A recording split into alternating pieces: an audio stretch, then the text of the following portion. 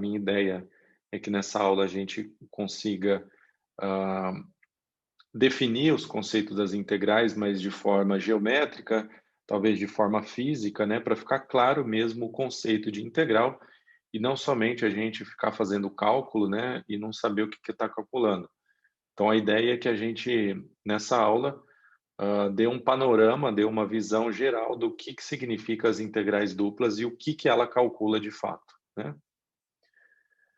Bom, então, antes de falar das duplas, das integrais duplas, eu vou relembrar um pouquinho, né, sobre a integral no caso do cálculo 1, né, isso provavelmente vocês viram bem no final do curso de cálculo. Então, eu acho interessante a gente retomar esse conteúdo, né, porque, na verdade, a integral dupla vai ser uma extensão do conceito da integral vista no cálculo 1, tá? Então, a gente começa com uma pergunta, né? Como calcular a área abaixo do gráfico de uma função y igual a f de x? Então, no cálculo 1, você tem uma função de uma variável, né? Então, para essa função de uma variável, você tem lá a representação por uma curva, né? Então, essa curva representa o gráfico de uma função de uma variável. Então, a pergunta é, como que a gente calcula essa área, né, envolvida abaixo, né, do gráfico dessa função? Então aqui eu coloco aqui um exemplinho, peguei em particular a função seno de x, mas a função seno de x, ela o domínio aqui eu restringi só entre 0 e até π, tá? Então ele vai de 0 até 3,14, mais ou menos aqui no domínio, né? Então eu peguei só uma partezinha da função seno. Então essa partezinha da função seno, ela delimita uma área abaixo do gráfico dessa função. Então faz sentido a gente tentar responder, né, como que se calcula a área abaixo do gráfico dessa função, ou seja, essa parte em azul aqui, né? Então a gente vê que para fazer o cálculo dessa área, nós precisamos, né, de uma integral. Nós conhecemos lá quando a gente estuda lá no ensino médio, né, para calcular a área de quadrado, de retângulo, de trapézio, de círculo, de triângulo, enfim, de algumas áreas que são meio que padrões, né? A gente acaba descobrindo qual que é a formulinha, né? A área do triângulo, base vezes altura sobre 2.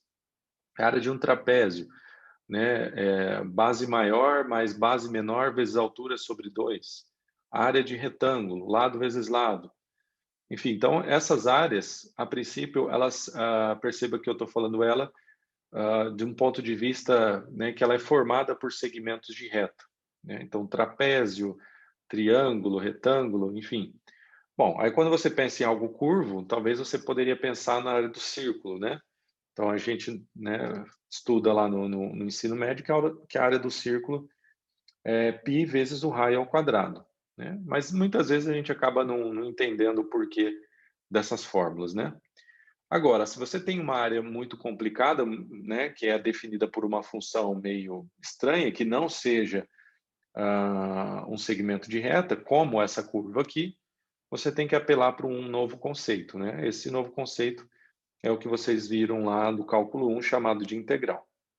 Então, se a gente quer calcular a área abaixo dessa função, nós utilizamos uma integral de 0 até, né, pegamos o limite inferior aqui até o limite superior, né, que seria o intervalo de integração da minha função. Então, a gente integra isso de 0 até π da minha função seno de x dx, né? Então, a gente sabe que esse número, né, quando a gente coloca aqui essa notação, isso está representando sempre a área abaixo do gráfico da função. Aí a nova pergunta vem, bom, como calcular uma integral para uma função de uma variável, né? Então, existe um teorema chamado teorema fundamental do cálculo, né? Em que você, né, o professor lá ensinava como fazer o cálculo dessas integrais. Então, ele dizia o seguinte, que a integral de A até B, esse A e B representam os limites de integração, né, o intervalo de integração, que nesse caso aqui é de 0 até π, né? Da função f de x dx. Então, esse dx aqui nada mais representava do que um elemento um elemento do intervalo, né? Um elemento de área, né? Que seria comprimento, né? Unidade de comprimento, esse dx, mas algo muito pequeno, né? Infinitesimal. Então, o teorema fundamental do cálculo dizia o seguinte, que para calcular essa integral de A até B, nós tínhamos que utilizar uma função chamada de primitiva, né? Avaliava no extremo superior essa primitiva e subtraía essa primitiva no extremo inferior, né? Então, fica f de B menos f de A. Então, o que é essa primitiva? A primitiva, que eu estou chamando de f aqui, nada mais é do que uma função na qual, se eu derivar, eu volto para a minha função inicial, né? Para f. Né? Então, uma primitiva é aquela função na qual, se eu derivo, eu volto para o meu integrando. Tá certo? Então, nós podemos pensar, qual que seria a primitiva da função f de x igual a x ao quadrado? Então, a primitiva da x ao quadrado é x ao cubo sobre 3, né? Porque se eu derivar x ao cubo sobre 3, isso volta para o x ao quadrado. Ok? Então, essa seria um lembrete aí de uma integral bem simples, né? Que seria as funções polinomiais, né? Então, sempre que eu tenho algo x na n, né? Se eu quero descobrir uma primitiva da x elevado a n, nada mais eu pego do que x elevado a n mais 1 sobre n mais 1. Né? Por que n mais 1? Porque quando eu derivar, tem que voltar para a função inicial. Né? Então, eu peguei x ao cubo sobre 3, por quê? Quando cai o expoente, né, cai o 3, e aí fica 3 menos 1, vai ficar 2. Então, volta para a função x ao quadrado. Né? Então, a forma de você calcular uma integral simples como essa é chamada de teorema fundamental do cálculo. Tá? Então, essa era uma maneira, a principal forma de se calcular uma integral no cálculo 1. Tá? Quando a gente volta, né, para fazer o cálculo, tinha colocado aqui para calcular essa área, né, então, utilizando, né, o teorema fundamental do cálculo, essa integral é uma integral de 0 até π, né, onde a função f é seno de x. Então, se eu quero calcular, eu descubro quem que é a primitiva do seno, né, aquela função que quando eu derivo volta para o seno, né, então só pode ser menos cosseno. Né? Se você derivar cosseno, vai dar menos seno. Só que tem esse menos aqui, então menos com menos, mais, isso volta para a minha função seno de x.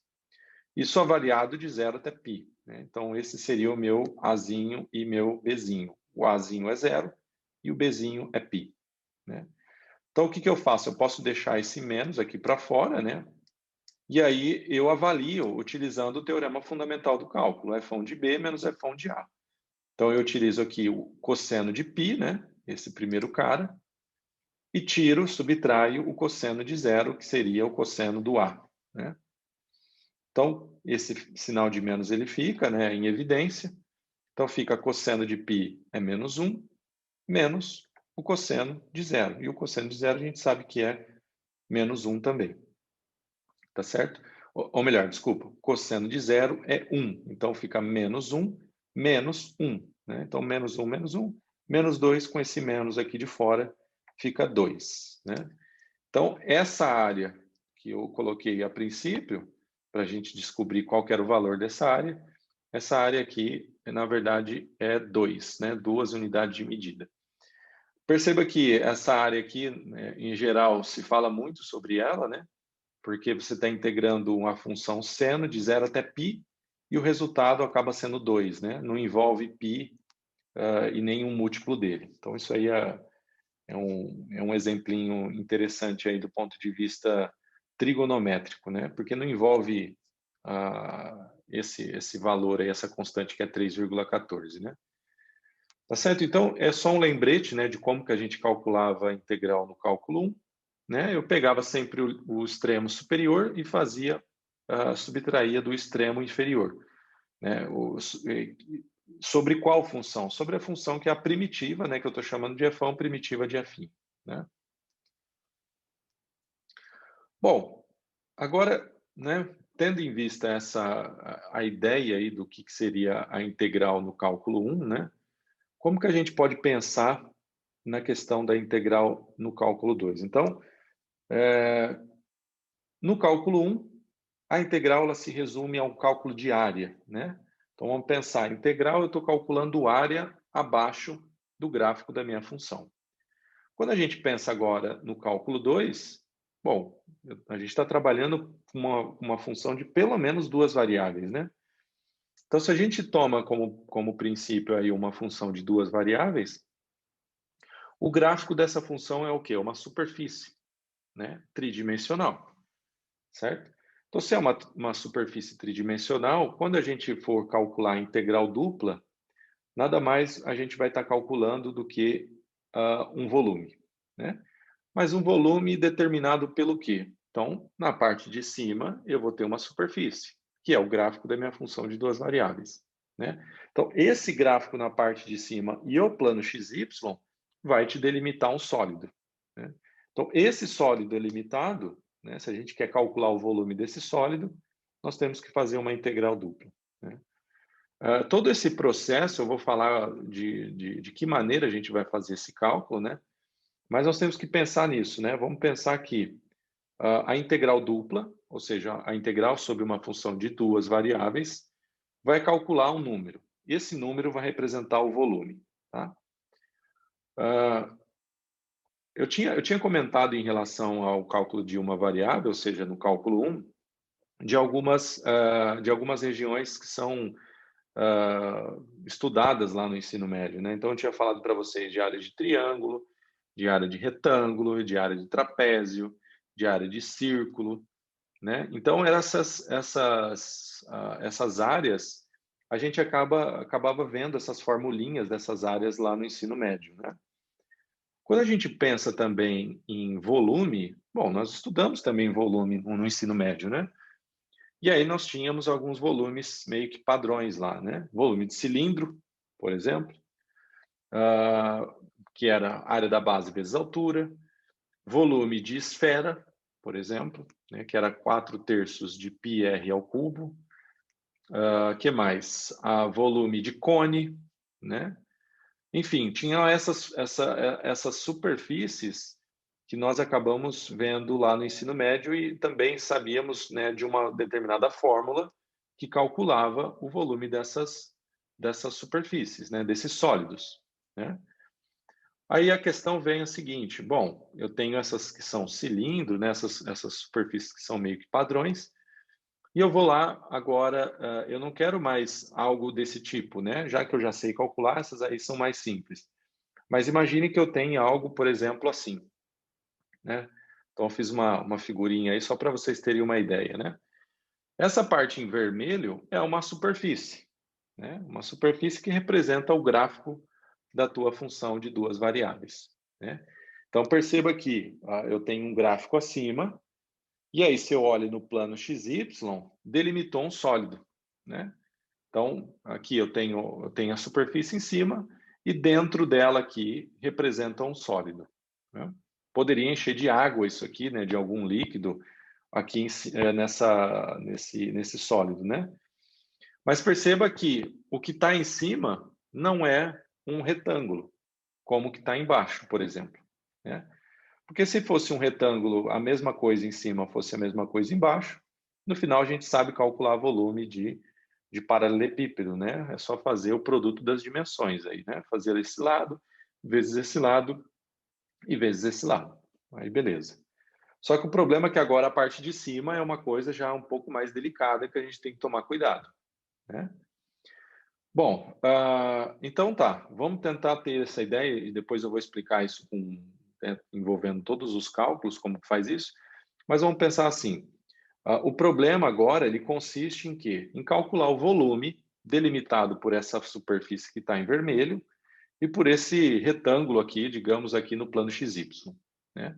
Então é claro que eu tenho essas faces laterais aí que vai me delimitar o sólido, né? Então como que eu faço para calcular um volume de um sólido desse tipo, por exemplo, né?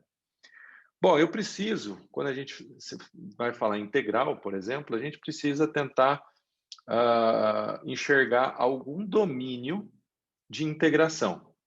Então, se vocês perceberem aqui nessa figurinha, o meu domínio de integração para uma função de uma variável é um intervalo, né? Esse é um intervalo que varia de 0 até π. Então, de 0 até π. Tá? Então, a gente integra sobre esse domínio, ok? E aí, sobre esse domínio, eu tenho a área aqui abaixo do gráfico dessa função. Então, beleza. Se a gente fosse tentar imaginar algo desse tipo para essa superfície aqui, eu também tenho um domínio, né? E esse meu domínio, ele mora no plano XY.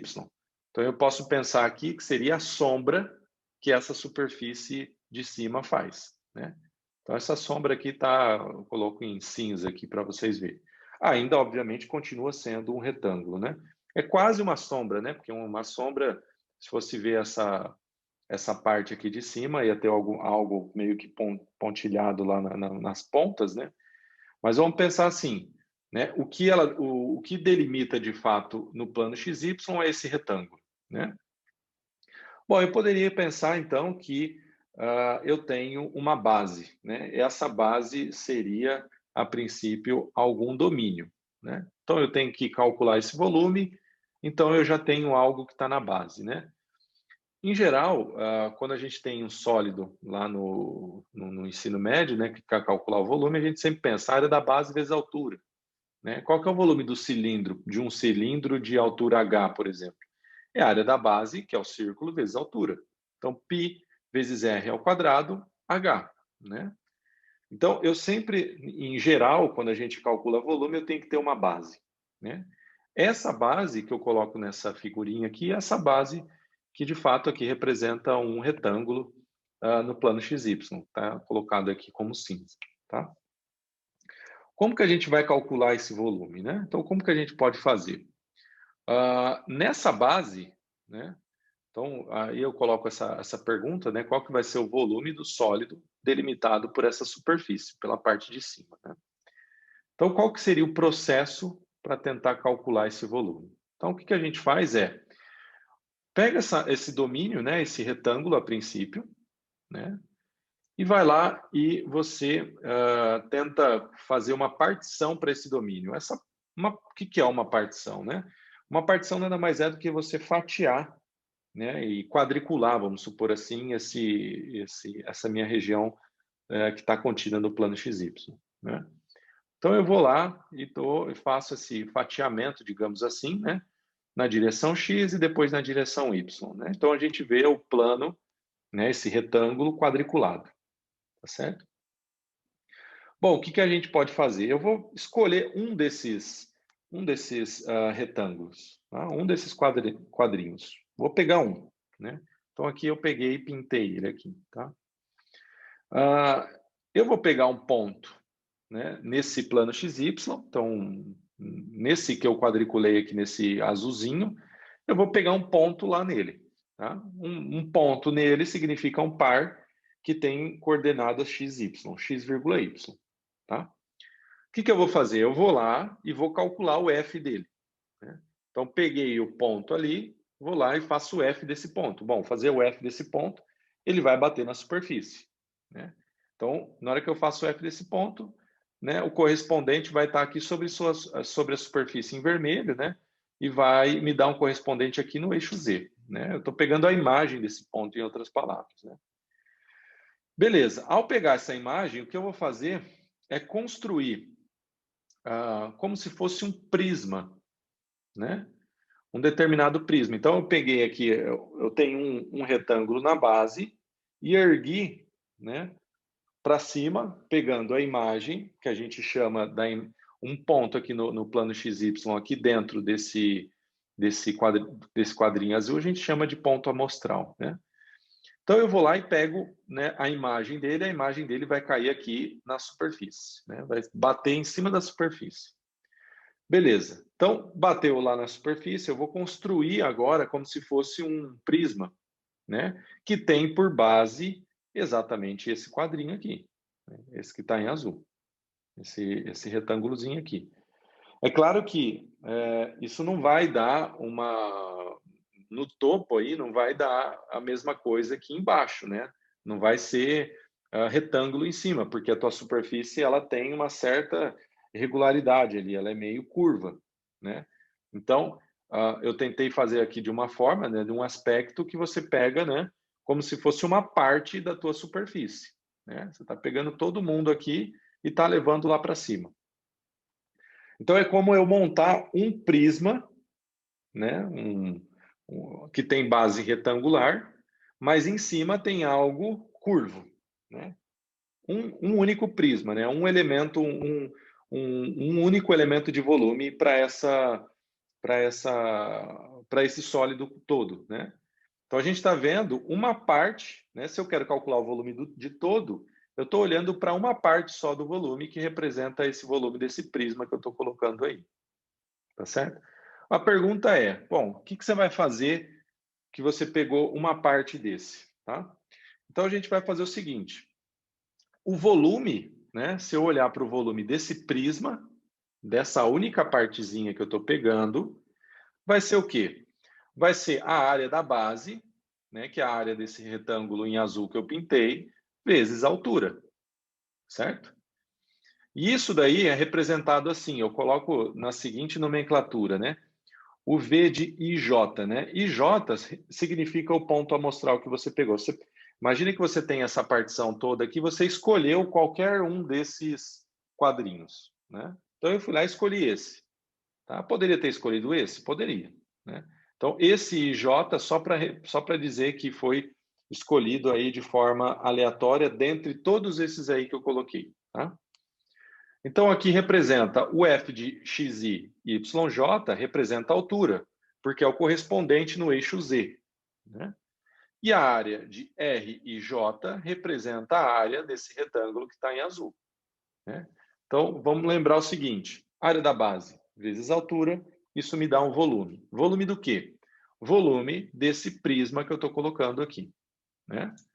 Bom, eu estou colocando assim, né, um volume aproximado para o prisma indicado. Por que é aproximado? É claro que quando a gente vai pensar em volume de prisma, eu tenho que calcular a área da base vezes a altura. Só que a altura é constante na parte de cima, certo? Só que quando eu olho na parte de cima, a parte de cima não é constante. A parte de cima faz algo assim, porque ela vai acompanhar a minha superfície, tá certo? Então, eu posso dizer que isso é aproximadamente a área de um prisma, né? Vamos pensar que a tua função ela é contínua, né? Não tem nenhum furo nessa parte que está em vermelho, aí ela é toda contínua. Então, significa o seguinte, que na parte de cima, né, nesse elemento de área que eu peguei em azul aqui, isso tem pouca variação, né, para a minha função. Então, eu posso dizer que, de fato, o volume que eu estou pegando aqui é aproximadamente o volume de um prisma. Seria, de fato, um volume do prisma se fosse reto em cima, mas não é reto, é curvo, portanto, eu digo que é aproximado ao volume de um prisma, tá? Bom, só para recapitular, eu quero calcular o volume de tudo, né? Eu quero calcular o volume desse sólido delimitado por essa superfície em vermelho. Isso daqui, né, o que eu estou mostrando aqui para vocês, isso representa o volume de um único desses prismas, né, de um único, né? Eu peguei e construí esse prisma de forma aleatória aí dentro, tá?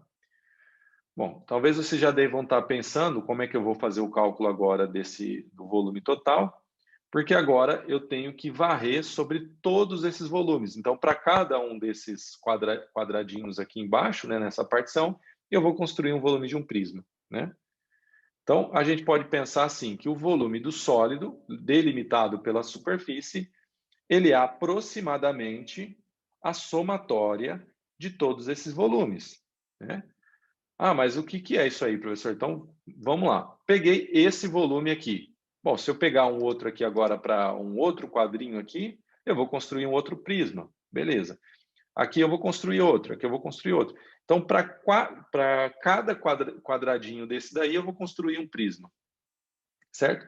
Então, eu vou dizer assim, que o volume que eu quero calcular, o volume de todo, é aproximadamente o volume da soma de cada um desses prismas, né? Porque cada prisma está aí dentro desse sólido, né?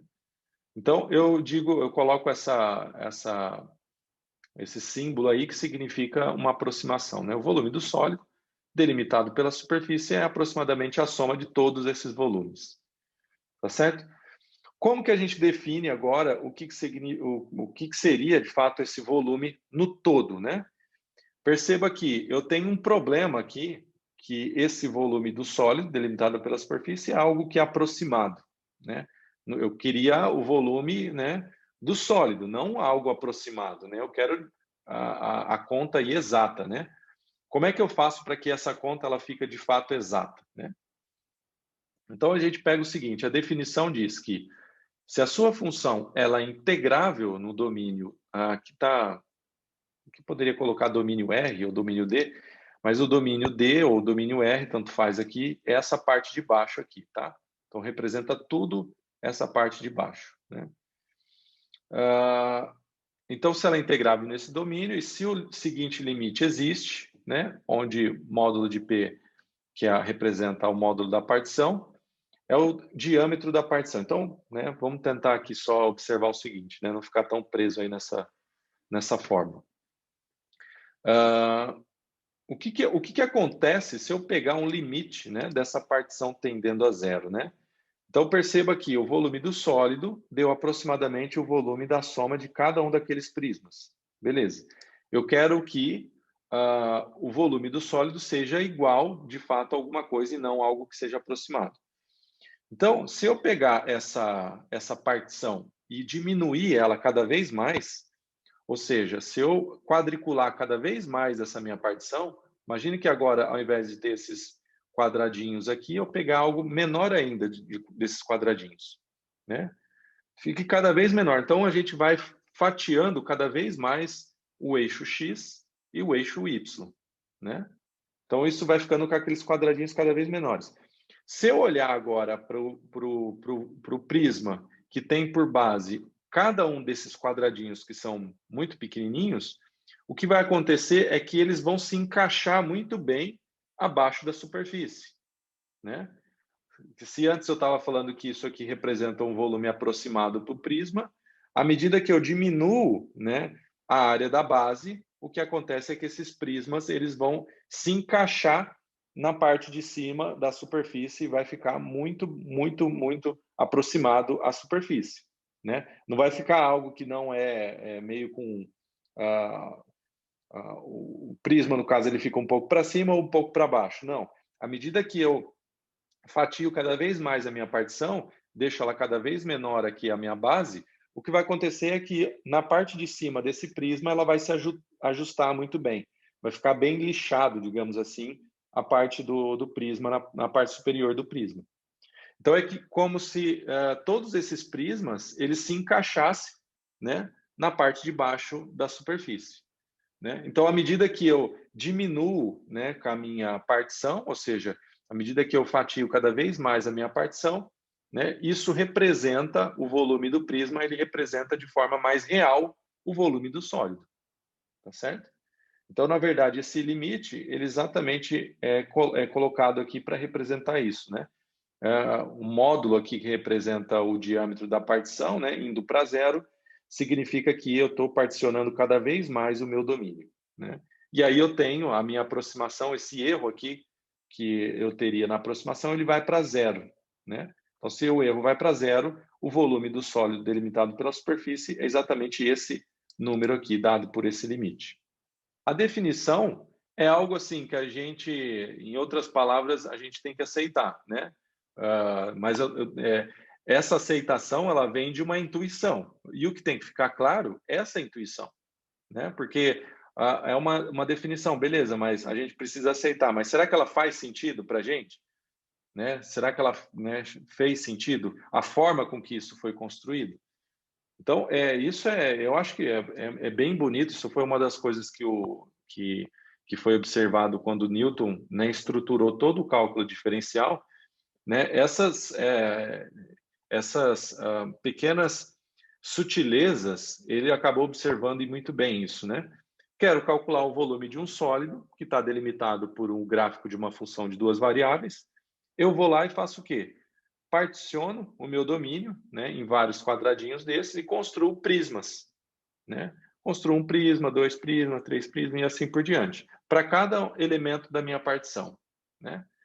E aí o que a gente faz é que, é claro que quando a gente olha para um prisma desses aqui, ele não representa, né, quando a gente vai calcular o volume desse prisma, ele não representa exatamente, né, a parte de cima do prisma não está muito bem colocada, né, nessa parte de baixo aqui da minha superfície, né, ela não encosta completamente. Ela encosta, mas ela encosta com algumas imperfeições, né? Quando você diminui, né, você pega cada vez mais desses quadradinhos, essas imperfeições elas vão sendo corrigidas, né? À medida que você vai pegando mais partições, essas imperfeições elas vão sendo corrigidas, elas se adequam muito bem à parte de cima da sua superfície. Quando você soma o volume de todos esses prismas, no final da conta você tem o volume total do sólido, né? Isso eu acho que é muito bonito, né? Não sei se vocês acharam isso, mas eu particularmente acho, né? Por que eu falo, pessoal, que isso é um conceito, é uma extensão do que é visto no cálculo 1. Se você olhar para essa figura, né?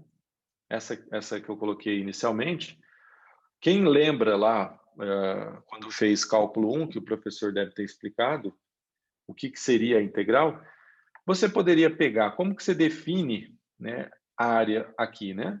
Pega esse intervalo de 0 até π e corta ele, né? Aqui está cortado aqui em intervalos de meio, né? O passo aqui é meio, né? De 0 até 0,5, 1, 1,5, 2, 2,5, 3.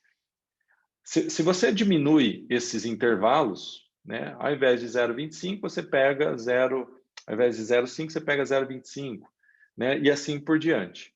O que você vai ver, por exemplo, aqui você tem a área de um retângulo, né? Vamos ver, deixa eu pegar uma caneta aqui que eu consigo mostrar para vocês melhor isso. Aqui eu teria um retângulo, né? Aqui eu tenho um outro retângulo. Nossa, eu teria um pouco mais aqui. Eu teria outro retângulo. Aqui eu teria um outro retângulo. Aqui eu teria outro. E assim por diante, né? Aqui estaria um pouquinho mais para cima. Depois aqui. Então perceba que, né, eu posso fazer isso aí para tudo, né, para preenchendo toda essa minha área aqui, se eu quero calcular. Aí eu posso pensar assim, o problema consiste em calcular essa área aqui. Então o que eu vou fazer? Eu vou calcular a área de cada retângulo desse, né? Se eu calcular a área de cada retângulo desse, eu sei que isso aqui é base vezes altura. Então base vezes altura nada mais é do que se eu pego aqui um elemento de comprimento, né? Vamos dizer assim, se esse pontinho aqui, né, esse comprimento é xj, né, e esse aqui é xi, né? Então, essa variação xj menos xi seria, na verdade, o comprimento na parte de baixo, né? Então, eu vou chamar assim de xj menos xi, eu vou chamar de delta de xi, certo? Então, a área de um retângulo, então eu vou chamar assim de AIJ, isso seria a área que representa um desses retângulos, tá? Então seria F, que seria a altura, F de x IJ, vezes o delta xi, tá? Eu vou colocar, só para não ficar xi, não, é delta xij, tá? Então, olha só, o que é a área de retângulo? Lado vezes lado. Então, eu tenho aqui uma variaçãozinha nessa parte, né, onde está o meu domínio, e calculo a altura. Mas a altura é exatamente aqui o valor da minha função, né? Então, esse valor da função que eu estou chamando, por exemplo, que bate aqui no eixo y, esse seria o f de x e j. Certo? Beleza, então eu quero calcular a área, né, do que está tudo em azul. O que que eu vou fazer? Vou somar toda a área desses retângulos. Só que não vai dar ainda, né? Por que que não vai dar isso? Essa soma aqui da área da soma de todos esses retângulos, ela é aproximada. Perceba que falta aqui, ó, tem imperfeições aqui, ó, tem uns buracos, né, que não preenche, não são preenchidos. Então você pode dizer que a área, esse número aqui, ele é aproximadamente a área, né? Ele é aproximadamente a área.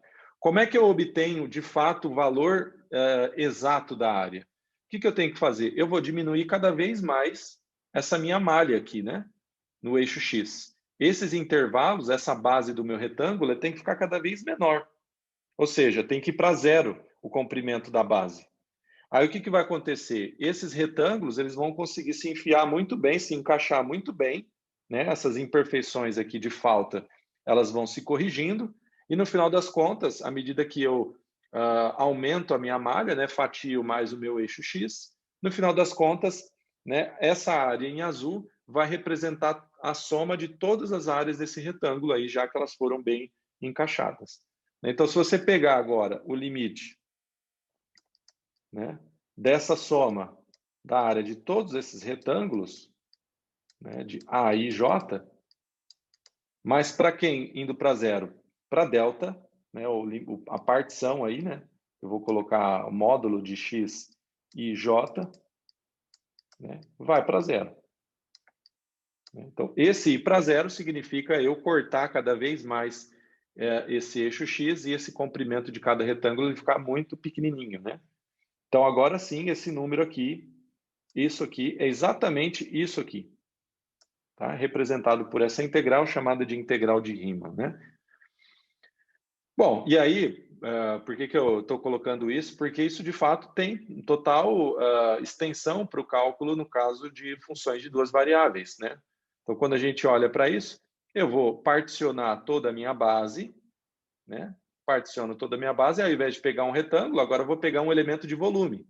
Quem que seria esse elemento de volume? Um prisma, né? Calculo o volume de todos esses prismas, somo todos eles, vai dar um valor aproximado para o volume total. O que eu faço é eu aumento, né, fatio cada vez mais o meu domínio, né, aumentando, ou melhor, diminuindo a área da base de cada um desses retângulos em azul, e isso vai me dar o valor exato do volume total desse sólido. Tá certo? Não se preocupem, porque em relação a esse limite aqui, às vezes isso aqui acaba assustando vocês, mas nós, para calcular o volume, nós não vamos utilizar um limite, tá? Nós vamos calcular de uma outra maneira, que é o que eu vou ensinar para vocês. Então, beleza, gente. Recapitulando, a gente calculou, né? Eu contei para vocês um processo, né, de como se calcula o volume de um sólido delimitado por algo que não é muito comum até então para a gente, né? O que era comum para a gente? Sólidos como cilindros, esferas, cones, esses sólidos eles eram mais comuns lá no ensino médio, por exemplo.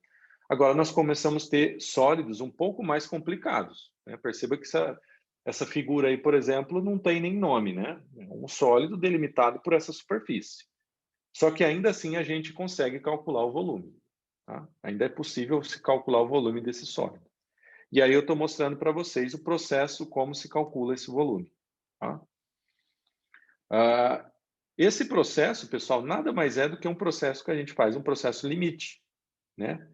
Por que é um processo limite? Estamos pegando cada elemento de área e estamos construindo um prisma. Né? Bom, eu olhei para um prisma, depois eu tenho que olhar para a soma de todos os prismas. Né? Olhei para a soma de todos os prismas, aquilo deu um volume aproximado, né, para o sólido total. O que eu vou lá faço? Aumento a minha partição, né? Quadriculo cada vez mais lá a minha base, e no final esses prismas eles vão representar de fato, né, o volume real do sólido, né, a soma deles, né, obviamente. Bom, notação, então esse número, lembra que um limite ele pode ou não existir, né? Então, quando esse limite existe, né, nós chamamos de integral dupla, né? E a notação para esse limite, nós escrevemos assim, né? Então, chamada de integral dupla de f definida, obviamente, em uma região, né? A região lá no plano xy. Então, olha só, a gente escreve assim, né, a integral dupla que, né, sobre a região R, ou a gente escreve assim. Qual que é a diferença de uma para outra? Perceba aqui que tem um dA, né? Esse dA, quando eu estou falando em elemento de área, isso representa um elemento de área, né? Então, esse dA aqui, esse quadradinho em azul, né? Eu poderia pensar que ele é um dA. Né? Isso aqui representa um elemento de área, tá certo? Quando a gente faz a integral dupla, né, na verdade eu estou olhando para o volume do sólido como um todo, eu tenho que varrer todos esses dAs, né, todos esses elementos de área. Né? Então, quando a gente fala em dA, a gente pensa em infinitésimos de área. Por que infinitésimos? Né? É um retângulo que tem uma área muito pequenininha. Né? Por que da área pequenininha? Porque você fatiou o teu domínio por muitos quadradinhos. Esses quadradinhos eles vão ficando com uma área muito pequenininha. Né? Isso por quê? Isso foi feito para que, no final das contas, esse prisma se encaixe muito bem, né? Não tenha nenhuma imperfeição sobre a minha superfície na parte de cima. Né? Então, esse dA vem desse nome. Agora, eu posso explicitar esse dA por um dx dy. Então, quando a gente olha para esse quadradinho, né, vamos pensar que aqui eu vou pintar esse aqui, exatamente esse que eu peguei aqui. Então, ele é um elemento de área, ele é um retângulo. Como que eu calculo a área de um retângulo? Lado vezes lado. Então, eu tenho aqui um dx, que tem esse comprimento, né? Obviamente nessa direção x aqui, e esse lado aqui é o dy. Né? Então, um elemento de área nada mais é do que o dA, que eu estou colocando aí, e esse dA, ele é a área desse retângulo muito pequenininho. Né? Então, a gente escreve dx dy. Né? Significa a mesma coisa. Né? Então, a sua integral, a integral dupla, você pode representar assim ou assim. E é óbvio que quando você pega, óbvio, não óbvio, né? A questão da notação aí, quando você está pegando a integral dupla, você está varrendo sobre todos os elementos de área, né? Já que você quer o volume total, né? Muito bem. Uma observação é que se a função ela for positiva, né, maior ou igual que zero, para todo xy pertencente à região, então a integral dupla representa o volume abaixo do gráfico de f e acima do plano xy. Bom, exatamente como está aqui, né? Como está essa figurinha. A minha função, o gráfico dela, vou só mudar a cor aqui. Essa função aqui, eu estou falando que ela é o z igual a f de xy, né? Então, o gráfico dela é uma superfície. Tá? Sendo o gráfico essa superfície, eu estou calculando o volume. Né? O volume acima do plano xy e abaixo do gráfico da minha função z igual a f de xy. Tá? Então, o que dá esse volume é exatamente a integral dupla. Né? A gente representa assim, né? Ou assim. Ok? Perceba que você poderia ter a tua função, a f de xy, poderia ser negativa. Né? Então, eu poderia pensar aqui que ao invés de ter essa figurinha aqui, né? Uma superfície aqui positiva, né? Na parte do z maior ou igual que zero, eu poderia ter que minha superfície estivesse lá para baixo. Certo? Né? Tudo que está aqui em cima, acima do plano XY, poderia estar abaixo. E aí, como que você fala? Né? O volume é algo que é sempre positivo. Né? Então, a gente pode pensar assim, que o volume, se a sua função ela for menor ou igual que zero, o teu volume é menos o valor da integral. Né? Por que é menos o valor da integral? A gente tem que pensar que o volume é algo sempre positivo. Né? Se a tua função ela está para baixo do plano XY, quando você for calcular a integral, né, a integral dupla dessa região para essa função que está abaixo do plano XY, é óbvio que ela vai dar negativo, né? Só que aí você não vai poder falar assim, mas o volume então é negativo. Não, não existe volume negativo. Então, o que você tem que pensar é que o volume ele é sempre positivo. Então, você sempre pega menos ele, né? É sempre algo que está em módulo, né? Em valor absoluto. Isso já acontecia com as funções de uma variável lá no cálculo 1. Então, você poderia ter algo assim, né? Vamos supor, uma função que tem essa parte aqui e uma outra parte aqui, por exemplo, né? Então, eu fiz questão de desenhar aqui que aqui eu tenho mais área, né, nessa parte de cima do que nessa parte de baixo. Tá certo? Mas aqui então, beleza, isso aqui é a área positiva. Se eu for calcular uma integral, é maior do que zero. E o valor da integral aqui, ela vai dar negativo, né? Só que aí o que você tem que fazer? Eu tenho que pegar menos o valor que eu obtive da integral, né? Menos o valor da área, né? Então, isso aqui vai dar algo que vai ser positivo no final das contas, pensando como área, né?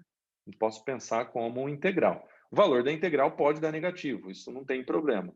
Agora, se eu quero interpretar como um volume, eu tenho que pegar em valor absoluto, tá? Uma condição para integrabilidade, né? A gente está falando de integral dupla, né? De cálculo de volume. Bom, a gente só pode calcular o volume, né, de algo, né? Ou seja, estou calculando o volume de um sólido delimitado por uma superfície, o gráfico de uma função de duas variáveis, se esse gráfico dessa função de duas variáveis for uma função contínua, né? Se a sua função que você está pegando, essa parte de cima aí, o que representa o teu gráfico, representar uma função que é descontínua, você não consegue calcular o volume, né? Então, é isso que o teorema está dizendo. Eu só consigo calcular o volume de coisas, de funções que são contínuas, tá? Então, é isso que fala sobre ser integrável, né? Se f for integrável em R, né, o domínio está no plano XY, então a função é integrável, ou seja, eu consigo calcular o volume abaixo do gráfico da função e acima dessa região R, tá? Bom, tem uma outra, além, né, da questão do volume, quando você calcula o volume de alguma coisa, né, que está representando uma integral dupla, a integral dupla pode ser interpretada de outra maneira, né? Do ponto de vista físico, você pode pensar na questão do valor da massa de um corpo, né, para você calcular esse valor também como sendo uma integral dupla, né? Então, primeira aplicação que eu dei sobre integral dupla é para determinar o cálculo de volume de uma superfície abaixo do gráfico de uma função, né? Um sólido. A outra aplicação é para calcular massa, né? Então, de que forma que a gente pode pensar no cálculo de massa, né? Como que a gente pode relacionar a integral dupla para o cálculo de massa? Então, vamos pensar assim, suponha que você tem lá a densidade, né? Uma funçãozinha que depende de duas variáveis. Vamos supor que você tem uma placa, sei lá, pode ser uma placa metálica, e que você conheça a distribuição de massa dessa placa metálica, né? Então, para cada ponto dessa placa, você tem uma localização, né? Essa localização é dada pelo par ordenado XY, né? Nessa localização dada por esse par ordenado XY, você tem uma densidade de massa, certo? Aí a gente pode pensar assim, né? Eu vou lá, né, para essa determinada, vamos pensar aqui, eu tenho uma placa, né, e eu vou lá, escolho, né, um pedaço aqui dessa placa, né. Aqui eu tenho uma localização, essa localização eu vou chamar de XY, tá? E eu conheço a densidade exatamente nesse ponto, porque a princípio eu tenho a distribuição, a densidade, eu conheço basicamente a densidade em cada ponto da placa, tá certo?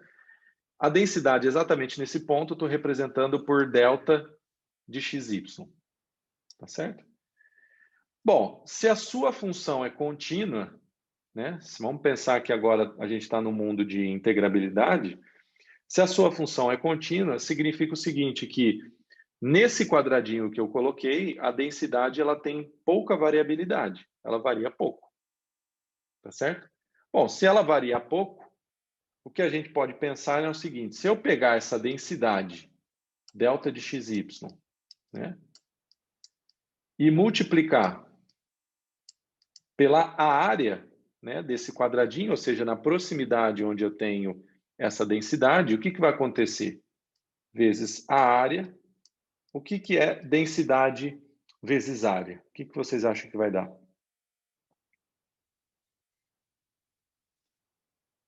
Pensando fisicamente. Densidade vezes área, isso representa a massa, né?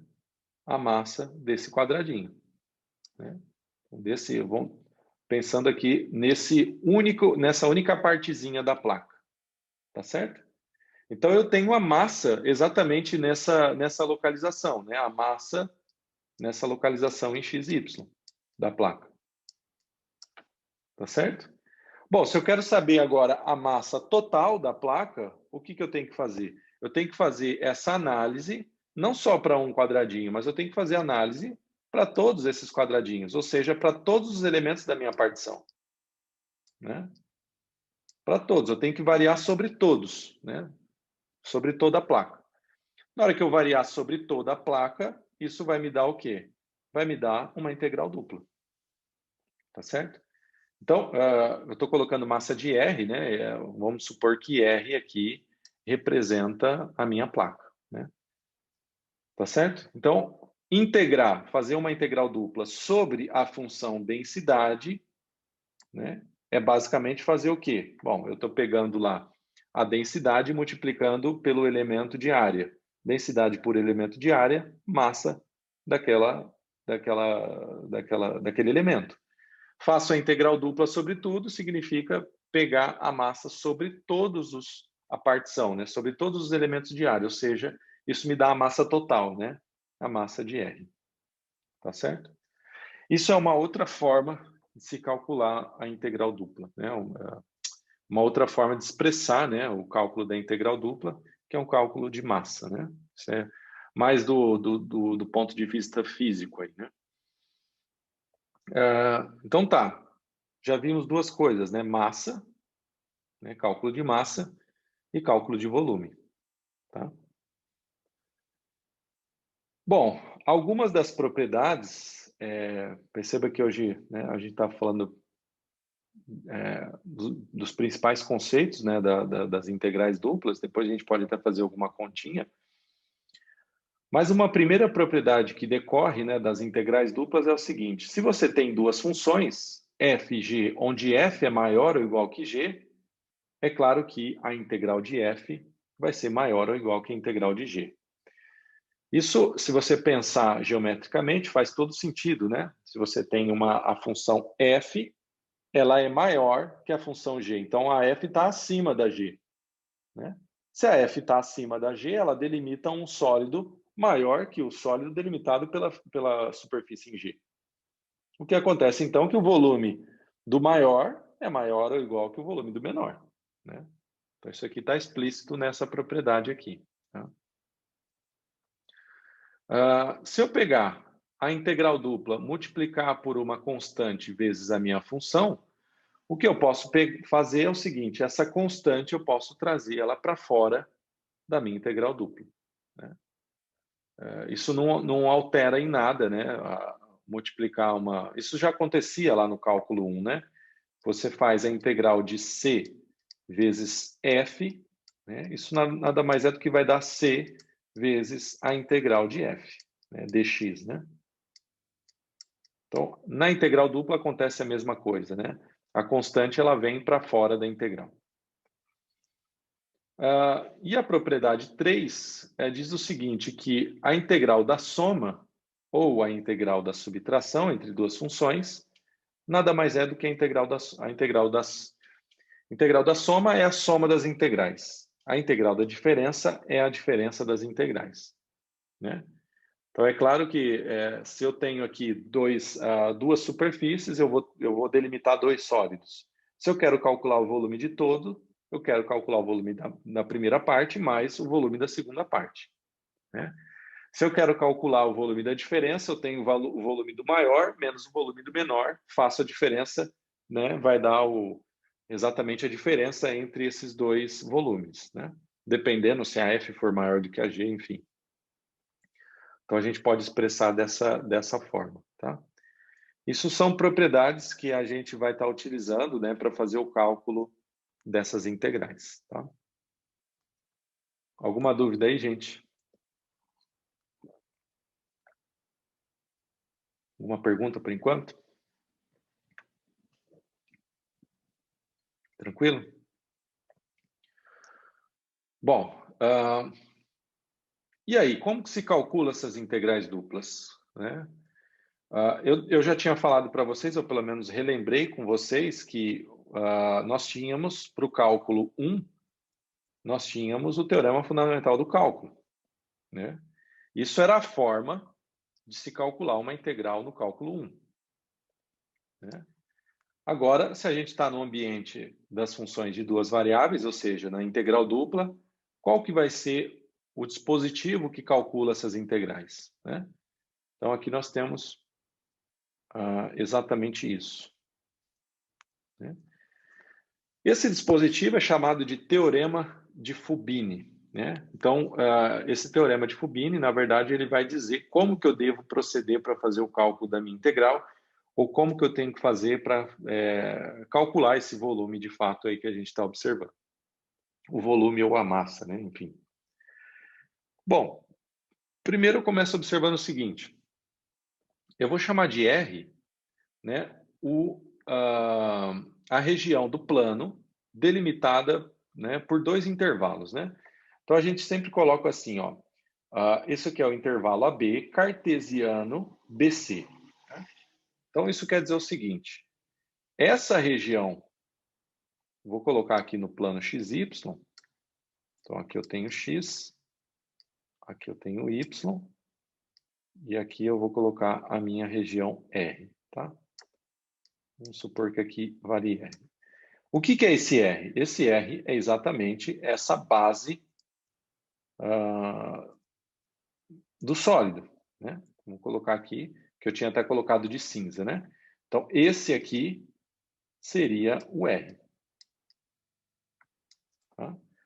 O R nada mais é do que o domínio de integração, né? Você tem que integrar sobre uma região. Essa região é sempre uma região do plano XY, tá? Então, o que eu vou fazer? Eu vou pegar essa região, ao invés de deixar ela assim, né? Eu vou colocar só nos eixos XY, tá? Então, a minha figura ela fica assim, tá? Então, vou deixar ela assim. Então, quando eu coloco aqui nessa anotação, isso está querendo dizer o seguinte, que a primeira coordenada aqui é em x e a segunda seria y. Significa o seguinte, que o teu x ele pode variar. Bom, aqui não é uma boa figura porque está de zero, né? Então, eu vou fazer diferente aqui. Tá? Vocês me desculpem aqui na questão da figura. Eu vou fazer o seguinte, não vou começar do zero porque aqui não está começando do zero, tá? Senão não vou falar que o professor está fazendo errado. Então, olha só, aqui eu vou pegar, vou delimitar em x e aqui eu vou delimitar em y, tá? Então, aqui tem essa outra parte aqui.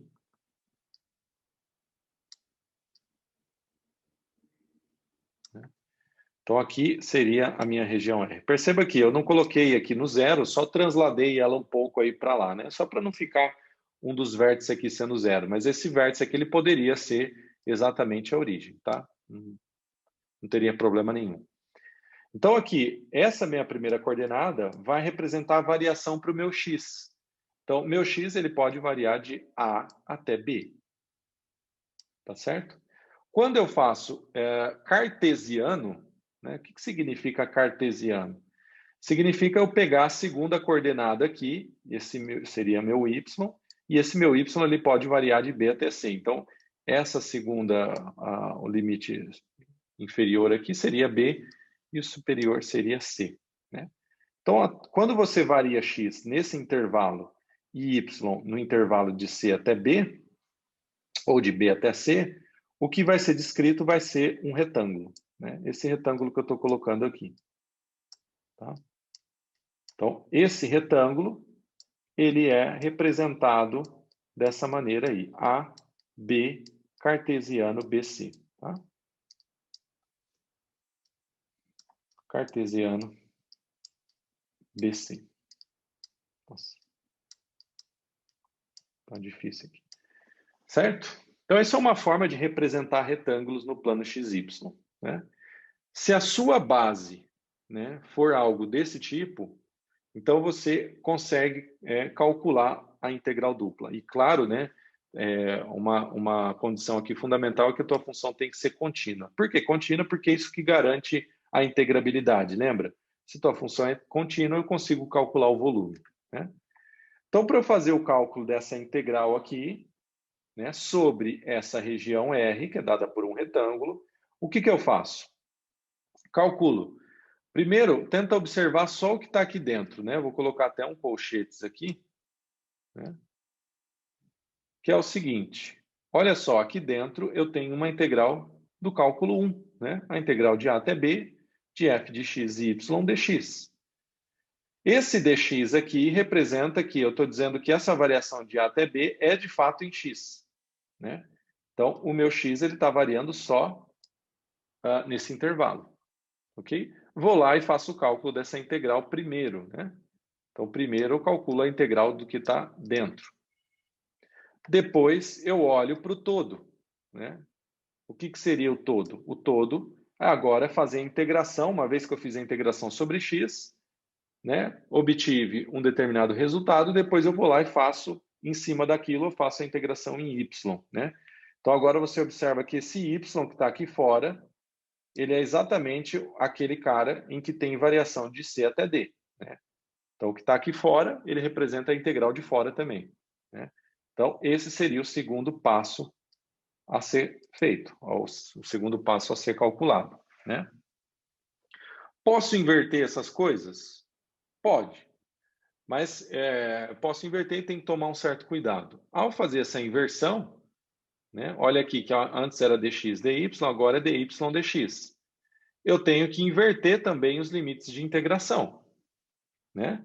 Então, se antes era de a até b em relação a x, o que está dentro agora vai ficar de c até d, porque agora é em relação a y. Então, eu vou calcular essa integral aqui primeiro, né? Em y, então beleza, está variando de C até D, faço o cálculo dela primeiro, e depois eu calculo em relação a x. Então eu olho aqui, dx é a variação de A até B, beleza. Então eu vou lá e calculo em segundo plano. Tá? Perceba, pessoal, que eu estou calculando o volume de um sólido que tem como base esse retângulo aqui. Né? Então, se fosse pensar em algo aqui, eu teria o espaço aqui tridimensional, né? Vou pensar assim. Esse meu retângulo que está aqui, eu vou colocar ele aqui, porque ele é no plano XY. Tá? Então, aqui ele está, esse é o retângulo. E aqui eu tenho uma superfície. Né? Uma coisa aqui que pode ser complicada. Né? Então, aqui ele delimitou essa parte aqui, essa outra parte aqui, essa outra parte, né? Isso formou um sólido. Né? Então, essa parte de baixo eu estou calculando a integral sobre essa região aqui. Tá? Então, o volume sobre toda essa... o que está... O volume abaixo dessa superfície S, né? E acima do meu retângulo R. Tá? Então, o que dá isso aí, o volume é exatamente esse número aqui. Beleza? Primeiro exemplo, só para a gente praticar aí, calcular essa integral dupla da função 40 menos 2xy, de 1 a 3 e de 2 até 4. Né? Então, o que a gente vai fazer é utilizar o teorema de Fubini. Primeiro, eu tenho que saber quem que é esse carinha aqui, né? Isso aqui vai ficar apertando aqui também. Quem que é esse cara? Então, esse aqui é a minha função, primeiro de tudo, né? Primeiro de tudo, essa é a minha função f de xy. Tá? Beleza, vamos tentar fazer por partes aqui, né? Então, a integral dupla de 1 até 3, ou melhor, de 1 até 3, da integral dupla de 2, não sei o que é pior, cara, de 2 até 4, de 40 menos 2x, y, dx dy. Perceba que ao invés de dx dy, está dy dx, né? Tanto faz, né? Você tem que pensar o seguinte, aqui está dentro é em y, então você sabe que a variação de 2 até 4 é y. Tá? A de fora é x, dx, então de 1 até 3 é a variação em x. Então eu posso pensar que o meu retângulo, eu estou integrando sobre algo assim, né? Ó, meu retângulo R nada mais é do que x é o intervalo fechado de 1 a 3, né? Cartesiano 2, 4. Beleza? Né? Então, só tem que ficar esperto com isso, né? Porque às vezes a gente vai fazer integral e confunde aí quem é a variação de quem. Aí 1 a 3 é x e 2 a 4 é y. Né? Então, vamos lá. Como que a gente pode calcular? Então, eu vou calcular primeiro a de dentro. Então, eu vou lá, faço a integral de 1 até 3. Vou colocar o cochete aqui para a gente não esquecer que eu vou calcular primeiro a de dentro. Ou seja, a integral de 2 até 4. Né, da função 40 menos 2xy. Então, isso aqui é dy. E a de fora é dx. Então, vou manter a integral de fora, de 1, ou melhor, de 1 até 3, né? Não de 1 até 2. E vou calcular a de dentro. Então, agora tem que tomar um cuidado aqui, tá, pessoal? Vamos prestar atenção aqui, porque isso aqui pode confundir, que acaba caindo no mesmo caso lá da questão das derivadas. Vou integrar esta função aqui, 40 menos 2xy, em relação a y.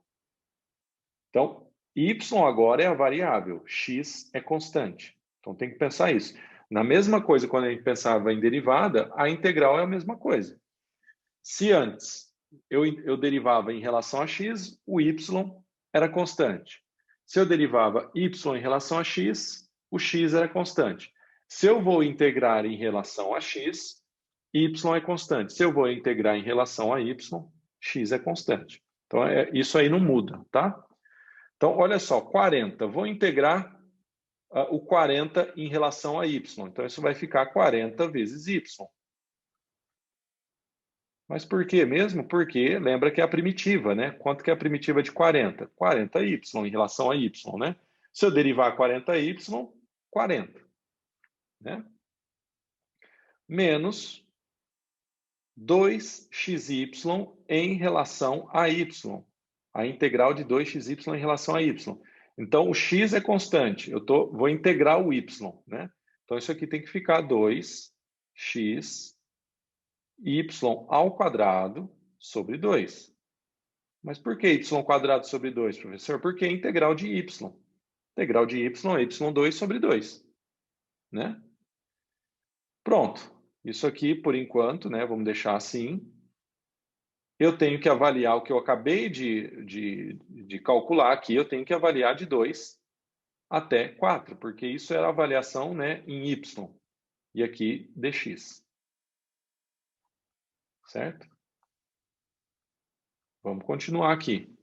Então, isso vai ficar a integral de 1 até 3, né, do que está dentro. O que está dentro, eu vou ter que avaliar nesses limites de integração aqui, né? 40y, então eu vou colocar lá 40, que multiplica 4 menos 2. Lembra que é o limite superior menos o limite inferior. Então, f1 de B menos f1 de A, né? Então, 4 menos 2. Esse 2 aqui eu posso cancelar com o 2 de baixo. Então, vai ficar menos x, que multiplica y quadrado. Então, vai ficar 4 ao quadrado menos 2 ao quadrado. Certo? Isso tudo dx. Ainda não fiz a parte 2, né? A segunda parte que é integral em x. Eu só estou calculando essa parte de dentro, que seria a primeira parte que eu queria aqui, né? Essa daqui. Estou fazendo esse cálculo aqui primeiro, né? Então, vamos lá. Vamos calcular ainda a parte de dentro. Então, isso aqui vai ficar a integral de 1 até 3, 40 que multiplica 2. Então, 40 vezes 2, 80, menos, aqui fica 16, né, que é 4 ao quadrado, 16 menos 4, dá 12, né? 12, então menos 12x. Menos 12x. Então, agora sim, ficou uma integral em x. Dx. Ok? Muito bem, agora eu faço a integral em x. E agora sim seria a segunda parte, né? Essa outra parte aqui de fora que eu vou fazer, que é a integral avaliada na variação em x, que é de 1 até 3. Então eu posso calcular assim. Então, integral de 1 até 3, de 80 menos 12x. Então, a integral de 80 em relação a x é 80x, né? 80x menos 12, integral de 12x, né? 12x quadrado sobre 2. Né? Integral de 80 em relação a x, 80x. Integral de 12x, 12x quadrado sobre 2. Né? E isso aqui tudo, isso aqui tudo avaliado, né, de 1 até 3. Tá? Bom, só para a gente continuar aqui, senão a gente não vai ter espaço para fazer aqui, eu vou continuar nessa outra partezinha aqui, tá? Vou finalizar o cálculo aqui. Então, 80x avaliado de 1 até 3, então eu utilizo lá o teorema fundamental do cálculo. 80 que multiplica 3 menos 1. Né? 12 sobre 2, eu posso cancelar aqui o 12 com 2, fica 6. Então, vai ficar menos o 6 que multiplica 12 ao quadrado, vai ficar 9 ao quadrado, ou melhor, 3 ao quadrado, né? Estou fazendo direto aqui, 3 ao quadrado, menos 1 ao quadrado. Né? Bom, fazendo a continha, 80 vezes 2, menos 6 vezes 9, menos 1, 8, 6 vezes 8. Então, isso aqui dá 160, menos 6 vezes 8, 48, né? 48. 160 menos 48, 112. Eu sou horrível para fazer conta de cabeça, viu? 112. Bom, mas 112 é o quê? 112, esse número representa o volume, né? Mas que volume? O volume abaixo dessa funçãozinha aqui, do gráfico dessa função, e acima desse retângulo aqui, né? Determinado pelo x na variação de 1 até 3 e 2 até 4. Né? Então, poderia pensar, teria que fazer o gráfico dessa função aqui, eu não sei de cabeça, né? Também nem precisa fazer, ele não está pedindo isso. Mas o que a gente pode pensar aqui, né? Eu tenho aqui o eixo x, o eixo Y, né, o X aqui, na verdade, o Z aqui e o X aqui.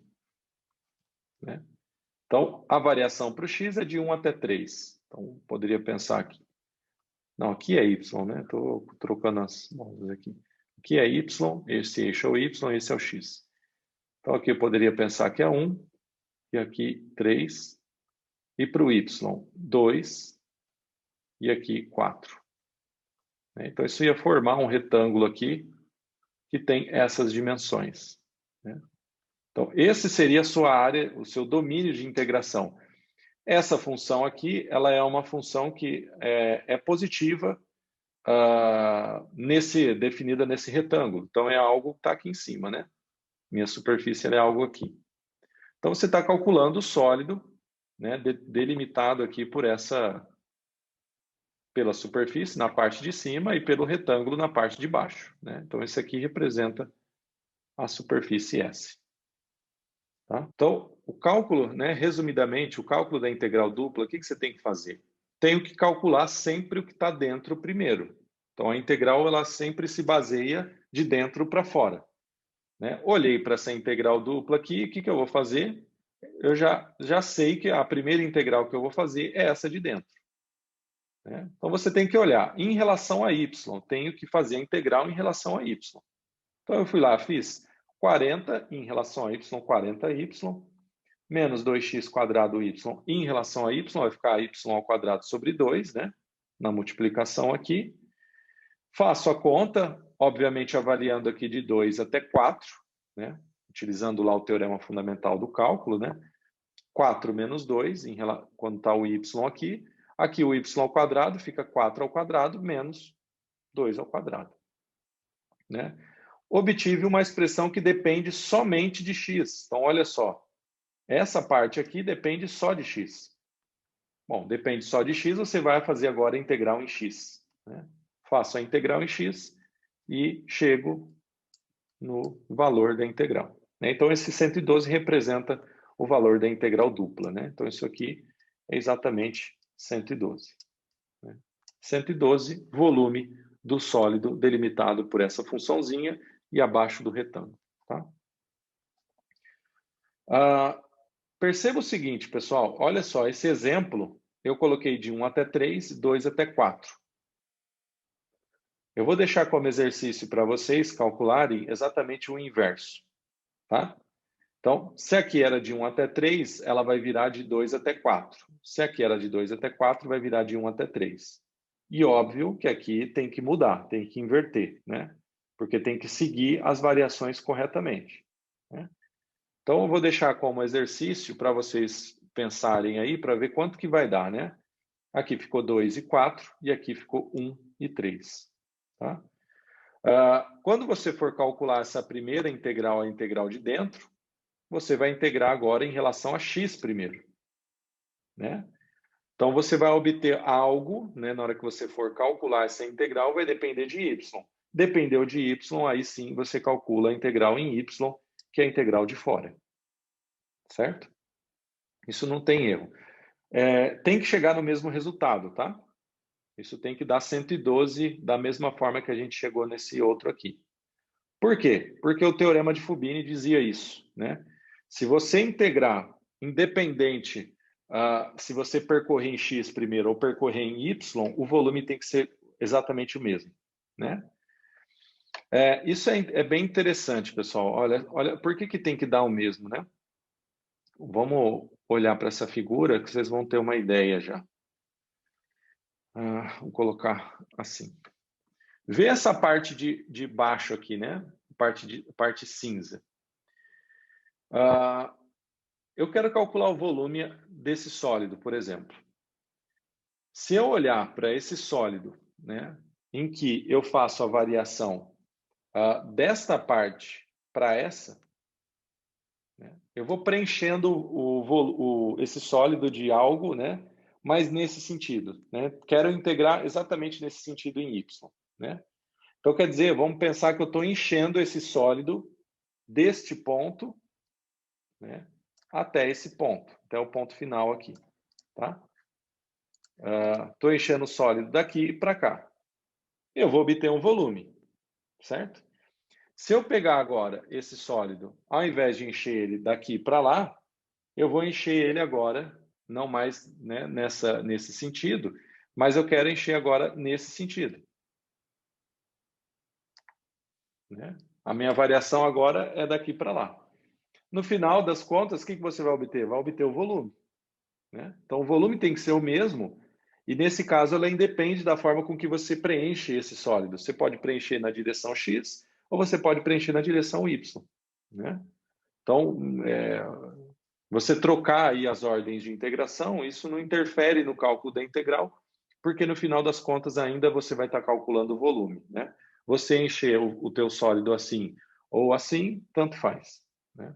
É isso que o teorema de Fubini fala, tá? Eu vou deixar mais outros dois aí para vocês brincarem aí para tentar resolver essas integrais, tá?